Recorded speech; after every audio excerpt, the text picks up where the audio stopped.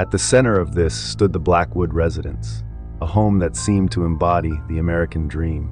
From the outside, the Blackwoods appeared to be the very image of a perfect blended family. Terrence Blackwood, a distinguished man in his early 50s with salt and pepper hair, had built a small empire in real estate development. His wife of 3 years, Lorelei, was a former model whose grace and charm had seemingly not faded with age. Ivy, Terrence's biological daughter from his first marriage, was a bright and ambitious college student, while Callum, Laurel's son from her previous marriage, had recently graduated and was on the cusp of starting his own career.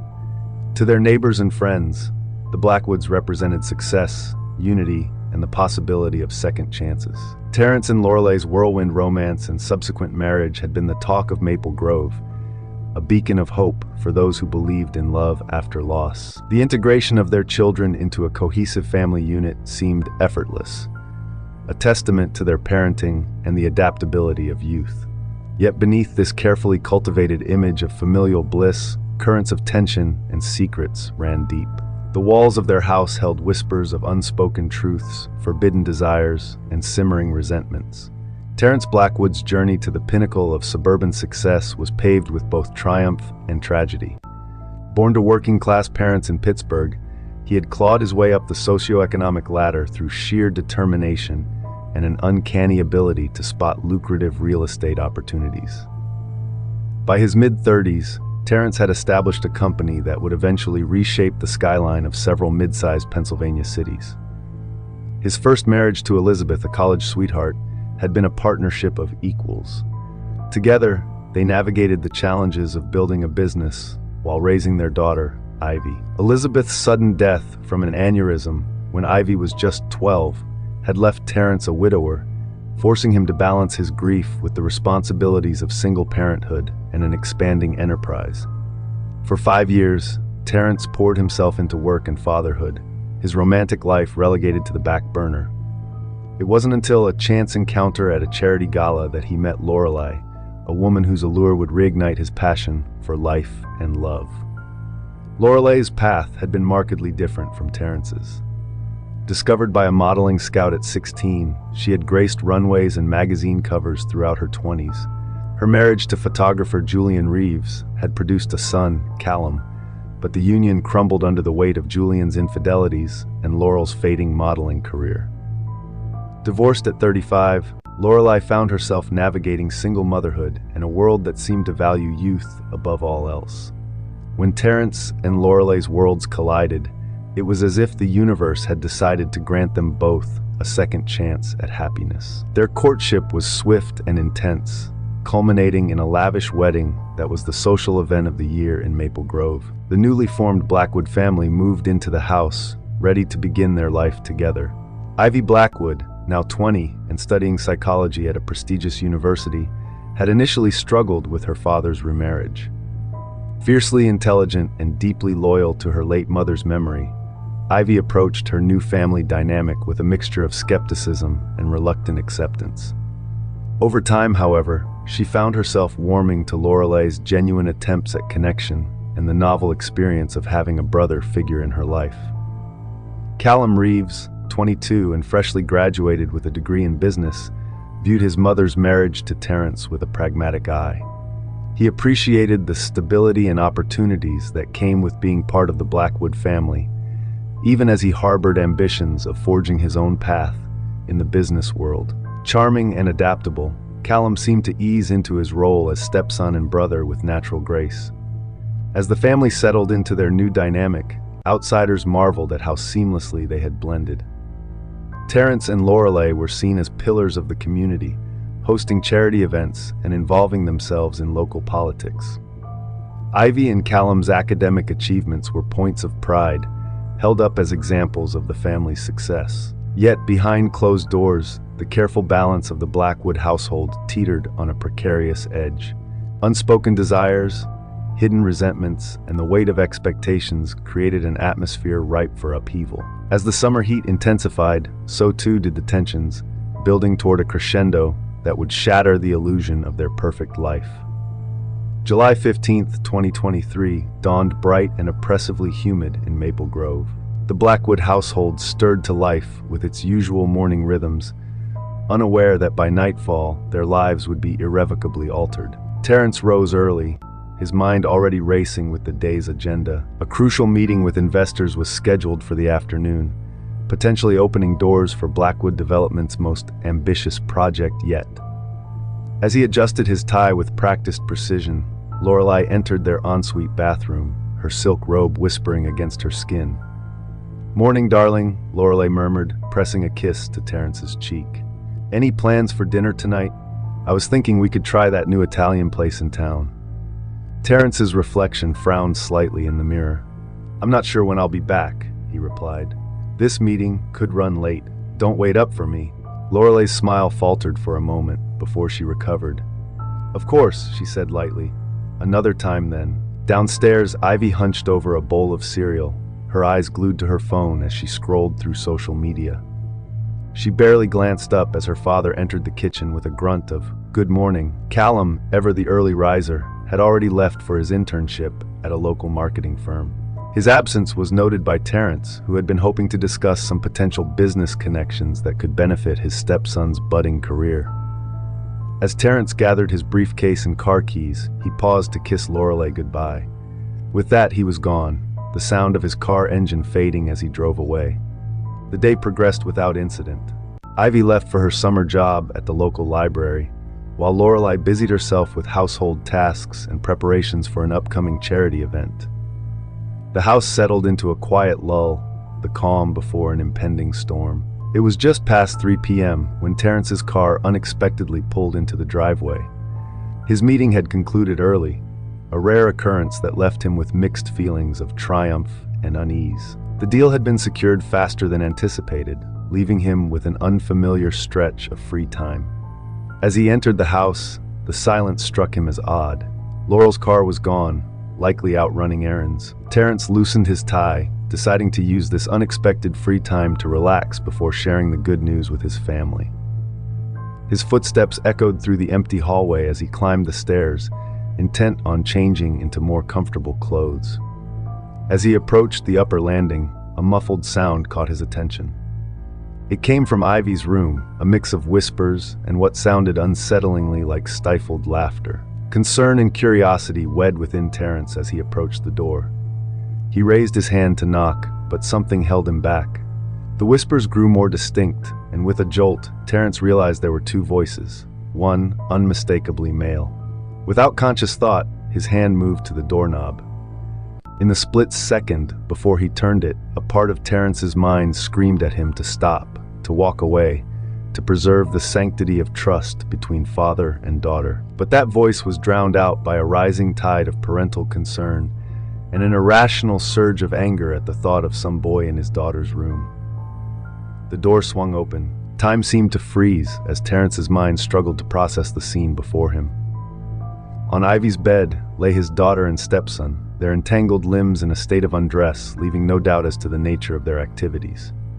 For a heartbeat, the tableau held Terrence in the doorway, his face a mask of shock and dawning rage. Ivy and Callum, their eyes wide with fear and guilt, scrambled to cover themselves. Then, like a dam bursting, chaos erupted. Terrence's world narrowed to a pinpoint of fury and betrayal. "What the hell is going on here?" he thundered, his eyes darting between Ivy and Callum, who were frantically pulling on discarded clothing. But Terrence was beyond explanations. He rounded on Callum, who stood frozen. "You!" he snarled, jabbing a finger at his stepson's chest. "How dare you? In my house, with my daughter." With a roar of incoherent rage, Terrence lunged at Callum, his hands closing around the young man's throat. They stumbled backward, crashing into Ivy's desk, sending books and ornaments clattering to the floor. Ivy screamed, pleading with her father to stop, but her words fell on deaf ears. Terrence's world had contracted to this single act of violence, his fingers tightening as Callum's face turned an alarming shade of purple. Desperation, Callum's hand scrabbled across the desk, closing around a heavy crystal paperweight. With the last of his strength, he brought it crashing against the side of his stepfather's head. Terrence's grip loosened as he staggered, blood streaming from the gash on his temple. But the blow had only served to further enrage him. He tackled Callum to the ground, the two men grappling on the floor in a frenzy, a tangle of limbs and fury. In the chaotic struggle, Terrence's hand closed once more around Callum's throat. Bloodied and flying with rage, he squeezed with all his might. Callum's struggles grew weaker, his eyes bulging as he gasped for air that wouldn't come. It wasn't until Callum's body went limp beneath him that the red mist began to clear from Terrence's vision. Slowly, horrifyingly, the reality of what he had done began to sink in. Terrence released his grip and scrambled backward, his hand shaking uncontrollably as he stared at the motionless form of his stepson. The aftermath of Callum's death plunged the Blackwood household into a nightmare of panic, guilt, and desperate decision-making. Terrence, his clothes spattered with blood and his mind reeling, stared at the lifeless body of his stepson as Ivy's hysterical sobs filled the room. "We have to call the police!" Ivy choked out between gasps, her hands shaking as she reached for her phone. Terrence cut her off, his tone shifting from shock to a cold, calculated calm that chilled Ivy to her core. "Listen to me very carefully," he said. "This was an accident, a terrible, tragic accident. But if the police come now, they won't see it that way. They'll destroy our family, our lives, everything we've built." Ivy stared at her father, barely recognizing the man before her. "What are you saying?" she whispered. "We need to clean this up," Terrence replied, his mind already racing through scenarios. "Your mother can never know what really happened here." For a moment, Ivy looked as though she might refuse, but then, whether out of shock, fear, or some twisted sense of loyalty, she nodded. The next few hours passed in a blur of frantic activity. Terran, drawing on skills he never knew he possessed, methodically erased all traces of the struggle from Ivy's room. Flood-stained carpets were torn up, furniture rearranged, and incriminating items bagged for disposal. Ivy, still in a state of shock, followed her father's instructions mechanically. She scrubbed surfaces, laundered clothes, and helped move Callum's body, wrapped in a tarp, to the garage. As twilight descended on Maple Grove, Terran made a series of phone calls to his secretary, canceling all appointments for the next few days due to a family emergency. To Lorelei, his voice carefully modulated to convey concern rather than guilt, he asked if she'd heard from Callum. To the local police, reporting his stepson missing, his tone a masterclass in worried parental concern. When Lorelei returned home, she found Terran and Ivy seated in the living room, their faces grave. Terran spun a tale of Callum storming out after an argument, of unanswered calls and growing worry. Ivy, her eyes red-rimmed from tears that were all too real, corroborated her father's story with a nod. As night fell, the Blackwood house became a hub of anxious activity. Friends and neighbors, alerted to Callum's disappearance, arrived with casseroles and words of support. Police officers came and went, taking statements and assuring the family that they were doing everything possible to locate the missing young man. Through it all, Terran maintained his facade of concerned stepfather, his arm around a distraught Lorelei, his voice steady as he answered questions and thanked well-wishers. Only Ivy, watching her father with a mixture of fear and disbelief, knew the terrible truth that lay behind his performance. As the last visitors departed and Lorelei finally succumbed to exhaustion, Terran pulled Ivy aside. "Remember," he murmured, "this is to protect our family." Ivy, trapped in a nightmare of her own making, could only nod, sealing their pact of silence. As days stretched into weeks with no sign of the young man, the initial worry gave way to darker speculations. Detective Elias Thorne, a veteran of the police department, took charge of the investigation. A methodical and perceptive investigator, Thorne had seen his fair share of missing persons cases, but something about this one nagged at his instincts. His first formal interview with the Blackwood family took place in their immaculate living room. The atmosphere was heavy with tension, barely masked by Southern hospitality. Lorelei, her eyes red-rimmed and hands clasping a barely touched cup of tea, recounted the last time she had seen her son. Thorne's gaze shifted to Terran, noting the man's composed demeanor. "Mr. Blackwood, you reported having an argument with Callum the day he disappeared. Can you tell me more about that?" Terran's response was measured, rehearsed to perfection. In the dark hours of sleepless nights, it had been crafted. "It was nothing serious," he explained. "Just a disagreement about Callum's career plans. I wanted him to consider joining the family business, but he was set on pursuing his own path. I may have pushed too hard." "And you, Miss Blackwood?" Thorne asked, turning to Ivy. "Did you witness this argument?" Ivy, her face a mask of carefully cultivated grief, shook her head. "I was at work. When I got home, Callum was already gone." As the interview progressed, Thorne probed gently but persistently, noting the family's reactions. Lorelei's genuine distress, Taryn's controlled responses, and Ivy's withdrawn demeanor. All painted a complex picture that the detective couldn't quite decipher. In the days that followed, Thorne and his team delved deeper into Callum's life. They interviewed friends, colleagues from his internship, and even ex-girlfriends. A portrait emerged of a young man with ambition, charm, and no apparent reason to vanish without a trace. Yet as the investigation progressed, inconsistencies began to surface. Callum's phone records showed no outgoing calls or messages on the day of his disappearance. His car, found parked at a local trailhead, yielded no useful evidence. And most puzzlingly, none of his friends corroborated the story of plans to meet up on the day he vanished. As Detective Thorne pinned another lead to the growing caseboard in the precinct, he couldn't shake the feeling that the key to this mystery lay within the walls of their house. As weeks turned into months, the facade of normalcy at the Blackwood residence began to crack under the weight of their shared secret. Taryn threw himself into work with renewed vigor, his aggressive expansion of development raising eyebrows in local business circles. Lorelei's once vibrant social life withered as she retreated into a shell of grief and confusion. Ivy, haunted by the dual specters of loss and complicity, withdrew from friends and studies alike.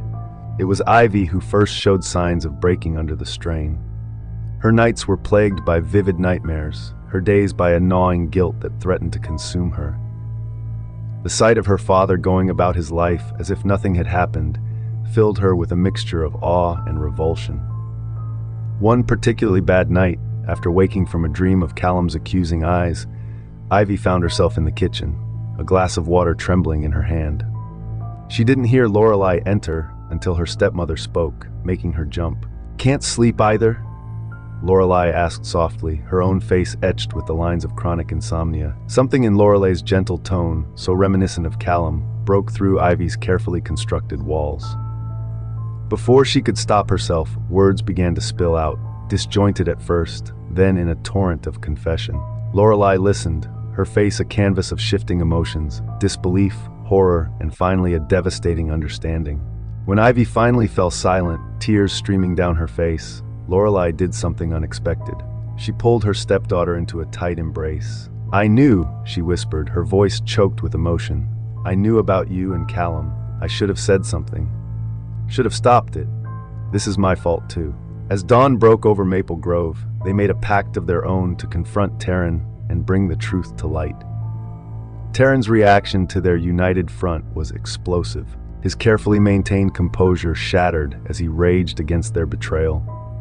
His words, a toxic mix of threats and pleas for understanding. It was in this moment of unguarded fury that Detective Thorne, arriving for a follow-up interview, overheard the damning confession through the open window of his unmarked car. The next few hours were a whirlwind of activity. Police swarmed the Blackwood residence, securing the scene and separating the family members for questioning. Taryn, realizing the game was up, retreated into stony silence, requesting a lawyer. Ivy and Lorelei, however, unburdened by their confession, provided full statements. As the truth came to light, the community of Maple Grove reeled from the revelations. The illicit relationship between step-siblings, Laurel's silent knowledge, and Taryn's fatal outburst painted a picture of a family torn apart by secrets and lies. In the midst of the chaos, Detective Thorne focused on the grim task at hand. With Taryn's reluctant cooperation, Callum's body was recovered from its hasty grave in a remote wooded area. The discovery brought a measure of closure to Lorelei, even as it sealed the case against her husband. The case against Taryn Blackwood seemed airtight, built on physical evidence and corroborating testimonies. Yet, as the trial approached, a new development threatened to upend the prosecution's carefully constructed narrative. Amidst the mountain of evidence being processed, a forensics technician made a startling discovery. DNA found under Callum's fingernails didn't match Taryn's profile. Instead, it pointed to an unknown male contributor. This revelation sent shockwaves. Through the investigation, Detective Thorne, his certainty shaken, ordered a re-examination of all evidence. As the team delved deeper, more inconsistencies emerged. The angle of bruising on Callum's neck suggested a left-handed attacker, while Taryn was right-handed. Fibers found on the body didn't match those from the Blackwood home. Pressure mounted on the prosecution as these findings came to light. The defense, sensing an opportunity, pushed for all charges against Taryn to be dropped. However, the judge ruled that, given the confessions and circumstantial evidence, the trial would proceed. Ivy and Lorelei, their united front beginning to crack under the strain of uncertainty, found themselves questioning their own memories of that fateful day. Had they been too quick to accept Taryn's guilt, blinded by their own complicity in the events leading up to Callum's death? As the trial date loomed, all parties involved grappled with the implications of this new information. The truth, it seemed, was far more complex than anyone had initially believed. In the courtroom, battle lines were drawn, with both prosecution and defense preparing to argue their interpretations of the increasingly convoluted evidence. The courtroom was packed on the day Taryn Blackwood was scheduled to take the stand. The air thrummed with tension as he was sworn in, his once commanding presence diminished by months in custody. As questioning began, Taryn's responses were measured, his demeanor calm, until the defense attorney broached the subject of the new DNA evidence. Taryn's composure cracked. His eyes darted to where Ivy sat in the gallery. In that moment, something seemed to break within him. To the shock of everyone present, he began to speak, his words pouring out in a torrent of confession, but not the one anyone expected. "I didn't kill Callum," Taryn declared, his voice raw with emotion, "but I am responsible for his death." He went on to describe the events of that day, but with a crucial difference. When he had walked in on Ivy and Aang, he admitted he had indeed been enraged, but it was Ivy, in a panic to protect her lover and their secret, who had lashed out violently. "I walked in and saw them together," Taryn recounted, his words echoing in the stunned silence of the courtroom. "I was angry, yes, but before I could even speak, Ivy grabbed the paperweight. She struck Callum again and again. By the time I pulled her off, it was too late." The courtroom erupted into chaos as Taryn described how, in a moment of paternal instinct, he had decided to protect his daughter. He had sent a hysterical Ivy to clean herself up while he staged the scene to implicate himself, believing he could better weather the storm of a police investigation. "I never imagined it would go this far," he concluded, tears streaming down his face. "I was trying to protect my little girl, but I see now that I've destroyed us all." As Taryn's words hung in the air, all eyes turned to Ivy. Her face had drained of color, her body rigid with shock. When the judge asked if she had anything to say, she could only manage a barely audible whisper. "It's true." In the gallery, Lorelei collapsed into silent sobs, the full weight of her family's destruction finally too much to bear. Detective Thorne, his case shattered but his instincts vindicated, began the mental process of reconstructing the investigation. As Taryn was led from the stand, the courtroom remained in stunned silence, grappling with this final devastating twist in a case that had already defied expectations at every turn. The revelation of Ivy's culpability and Taryn's false confession threw the trial into disarray. The judge declared a mistrial, and both prosecution and defense scrambled to reassess their strategies in light of the new information. Ivy was immediately taken into custody, her bail hearing scheduled for the following week. The prosecution, caught off guard by the turn of events, requested time to review the evidence and potentially file new charges against both Ivy and Taryn. Ivy's defense team quickly began building a case around temporary insanity and crime of passion, emphasizing her youth and the shocking circumstances that led to her actions. They also didn't hesitate to shine a light on the questionable dynamics within the Blackwood household that had allowed the relationship between step-siblings to develop unchecked. The trials of Ivy Blackwood and Taryn Blackwood, though separate, were inextricably linked in the public consciousness. Ivy's trial came first, a somber affair that saw the once vibrant young woman appearing pale and withdrawn in the defendant's box. Her defense team, as planned, pursued a strategy of temporary insanity, bringing in expert witnesses to testify about the psychological impact of forbidden love and the fear of discovery. The prosecution painted a different picture, portraying Ivy as a calculating individual who had engaged in an illicit relationship and then committed murder to keep it hidden. They emphasized the brutality of the attack and Ivy's subsequent participation in the cover-up. Key testimony came from Lorelei, who spoke of her suspicions about Ivy and Callum's relationship and her regret at not intervening. Her words, delivered through tears, seemed to sway some jurors, but alienated others who saw her inaction as complicity. After days of deliberation, the juries in both trials returned with their verdicts, bringing the legal saga of the Blackwood family to its conclusion. Ivy Blackwood was found guilty of second-degree murder, with the jury rejecting the insanity plea, but acknowledging the crime's unpremeditated nature. The judge, taking into account Ivy's age and the unusual circumstances of the case, sentenced her to 18 years in prison with the possibility of parole after 12 years. Taryn Blackwood was found guilty on charges of obstruction of justice and filing a false report.